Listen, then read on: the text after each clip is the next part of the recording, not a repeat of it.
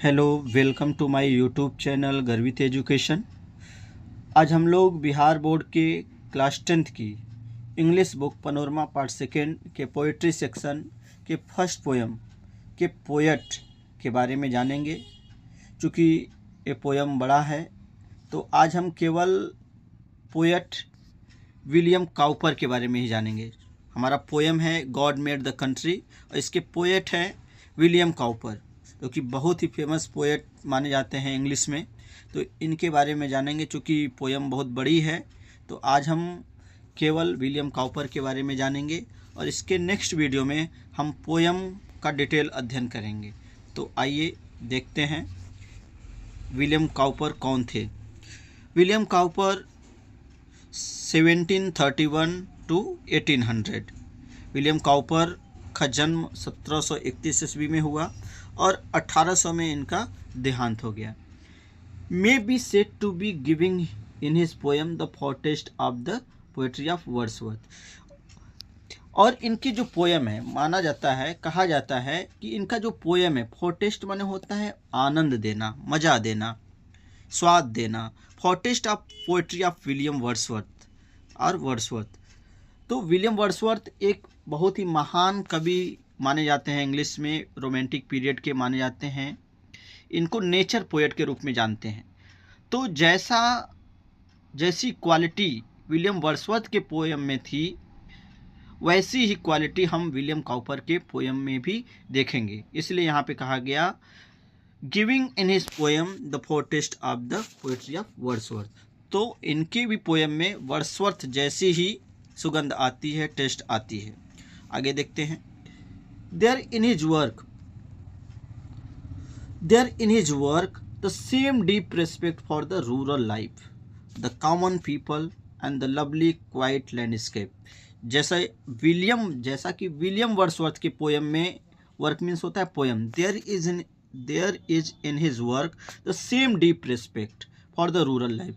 जैसा William Wordsworth के poem में रेस्पेक्ट होता है रूरल लाइफ को लेकर, ग्रामीण जीवन को लेकर, वैसे ही रेस्पेक्ट, वैसे ही गहरा सम्मान विलियम काउपर के भी पोएम में मिलता है। The common people, William Wordsworth के भी पोएम में कॉमन पीपल की बात की गई है और विलियम काउपर के पोएम में भी कॉमन पीपल की बात कही गई है। एंड लवली, सौंदर्य की बात की गई है। क्वाइट लैंडस्केप, लैंडस्केप मीन्स प्राकृतिक दृश्य। यानी इनकी भी पोएम में विलियम वर्ड्सवर्थ के पोएम की तरह ही डीप रेस्पेक्ट है रूरल लाइफ को लेकर, कॉमन पीपल को लेकर और प्राकृतिक सौंदर्य को लेकर।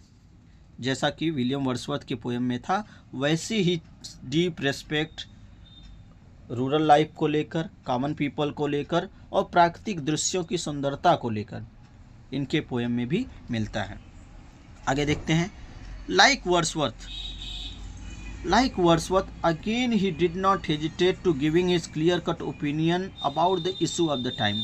जैसा कि विलियम वर्ड्सवर्थ यानी विलियम वर्ड्सवर्थ की तरह he did not hesitate, ये भी नहीं हिचकिचाते थे, ये भी हेजिटेट नहीं करते थे क्या करने में, in giving the clear-cut opinion. Clear-cut means स्पष्ट, यानी स्पष्ट ओपिनियन देने में, स्पष्ट राय देने में। किस चीज़ पे? इशू ऑफ द टाइम, यानी जो समय की मुद्दे थे उस समय में, जिस समय में पोएट लिख रहा था, उस समय के जो मुद्दे हुए करते थे, जो प्रॉब्लम हुआ करते थे, उसको भी उठाने में ये हेजिटेट नहीं करते थे, उस पर भी अपना विचार, क्लियर कट ओपिनियन दिया करते थे विलियम काउपर। तो आगे देखते हैं। इट इज़ पैराडॉक्स, पैराडॉक्स मतलब होता है विडंबना। क्या विडंबना की बात है? It is paradox that poet and dramatist who lived in cities or state capitals have written powerfully about the beauty of the rural life। ये विडंबना की बात है कि जो पोएट है, विलियम वर्ड्सवर्थ हो चाहे विलियम काउपर हो, ये शहर में रहते थे, ये लोग शहर में रहते थे, लेकिन गांव के बारे में इन्होंने बहुत अच्छा लिखा है। तो एक तरह का क्या है, एक तरह का पैराडॉक्स है कि कोई व्यक्ति शहर में रह रहा है लेकिन गांव के बारे में अच्छा लिख रहा है। तो एक तरह का एक क्या हो गया, पैराडॉक्स है। तो यही कहा गया यहाँ पे, it is paradox that the poet and dramatist, dramatist means नाटककार, जो कवि हैं, जो नाटककार हैं, हु लिव्ड इन सिटीज़, जो शहरों में रहते हैं, और स्टेट कैपिटल्स या किसी राज्य की राजधानियों में रहते हैं, have written powerfully about the beauty of rural life, उन्होंने बहुत ही शानदार तरीके से, बहुत ही पावरफुली तरीके से लिखे हैं किसके बारे में, beauty of the rural life, यानी ग्रामीण जीवन की सुंदरता के बारे में लिखा है। तो आइए देखते हैं आगे।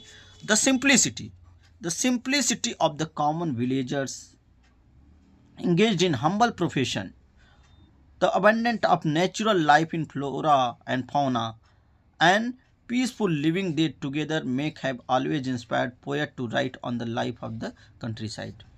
देखते हैं, the simplicity of common people, the simplicity of common villagers, इसमें ये जो पोएट है वो सिंप्लिसिटी ऑफ कॉमन विलेजर्स, वो गांव के लोगों का जो सिंप्लिसिटी है, जो सरलता है, उस और वो सरल लोग, वो गांव के लोग किस चीज़ में इंगेज हैं, इंगेज इन हम्बल प्रोफेशन, अपने आम, अपने सिंपल, हम्बल का मतलब यहाँ पे सिंपल प्रोफेशन, अपने सिंपल पेशे में लिप्त हैं, अपने छोटे छोटे कामों को करते हैं, जैसे किसानी करना या और भी जो गांव के काम होते हैं उसको करना, मजदूरी करना।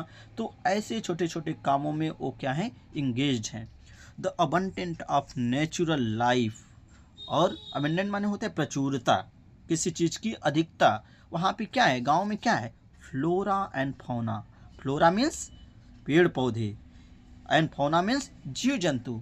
तो गांव में क्या देखने को मिलेगा, पेड़ पौधे, जीव जंतु, एंड द पीसफुल लिविंग, और शांति भरा जीवन। दे together make always inspired poet, और ये सारी चीज़ें, ये flora, fauna, simple life, natural life, ये सब क्या करते हैं, पोएट को हमेशा इंस्पायर करते हैं, किस चीज़ के लिए, to write on the life of the country side.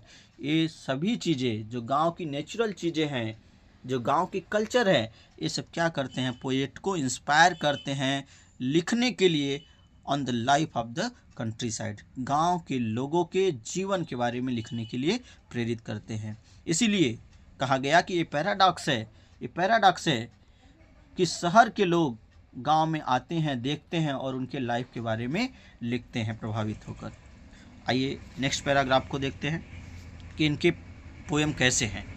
Cowper's poem is classical examples of this kind of writing, जिस तरह से काउपर, विलियम काउपर ने लिखा है, ये किस तरह का एग्जाम्पल है, क्लासिकल एग्जाम्पल माना जाता है, उत्कृष्ट एग्जाम्पल माना जाता है, अच्छा एग्जाम्पल माना जाता है of this kind of writing. जिस तरह से उन्होंने ये राइटिंग किया है, इस तरह से उन्होंने पोएम लिखा है, ये उनका क्लासिकल एग्जाम्पल, उत्कृष्ट एग्जाम्पल, बहुत अच्छा एग्जाम्पल के रूप में माना जाता है।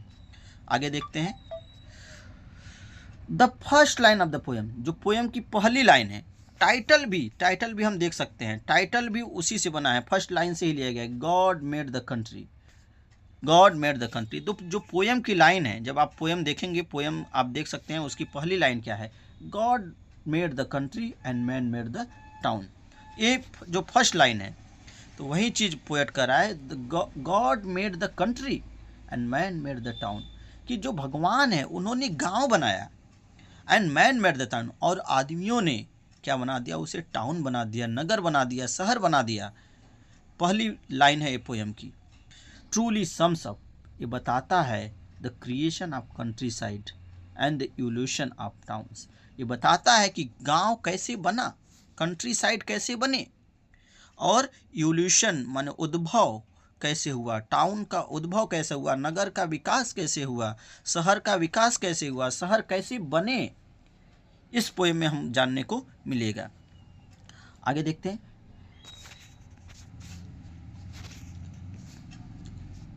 being created in natural way, villages possesses the perfection that town and cities can never have। जैसे देखते हैं, being created in natural way, जो गांव है ये नेचुरल तरीके से बना हुआ है, प्राकृतिक तरीके से बना हुआ है, इसको किसी ने बनाया नहीं, इसको भगवान ने बनाया है, ये नेचुरल है, प्राकृतिक है। विलेजेस विलेजेस प्रोजेसेज अ परफेक्शन, और इसलिए गांव में क्या है, परफेक्शन है, पूर्णता है। जो गांव बना है बहुत नेचुरल तरीके से बना है, इसलिए इसमें क्या है, पूर्णता है। That town and cities can never have, जो नगरों में शहरों में कभी नहीं हो सकता। जो परफेक्शन गांव में है वो परफेक्शन सिटीज और टाउन्स में नहीं है। आगे कहता है पोएट, क्या बताया गया इसमें, addressing the town dwellers. Town dwellers माने नगर में रहने वाले लोग, जो शहर में रहने वाले लोग हैं। एड्रेसिंग यानी पोएम किसको एड्रेस किया गया है, नगर में रहने वाले लोगों को। Addressing the town dwellers the poet throws light on the virtue of the rural life, यानी टाउन के लोगों को एड्रेस करते हुए, संबोधित करते हुए पोएट प्रकाश डालता है किस पे, on the virtue of rural life, गांव के जीवन के जो सद्गुण होते हैं, जो गांव के लोगों की क्वालिटी होती है।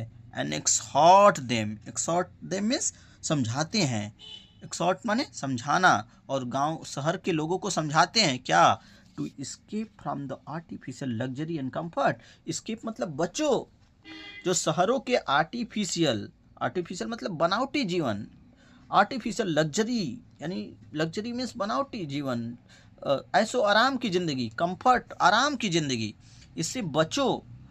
विलियम काउपर कहते हैं टाउन ड्वेलर्स को, यानी इस नगर के लोगों को एड्रेस करते हुए कहते हैं कि, समझाते हैं कि escape from artificial luxury and comfort, जो बनावटी जीवन है, जो बनावटी आराम है, उससे बचो और कैसा जीवन जियो, सिंपल जीवन जियो, बट इंड्यूरिंग माने टिकाऊ जीवन जियो। जो गांव का जीवन है वो इंड्यूरिंग है, टिकाऊ है।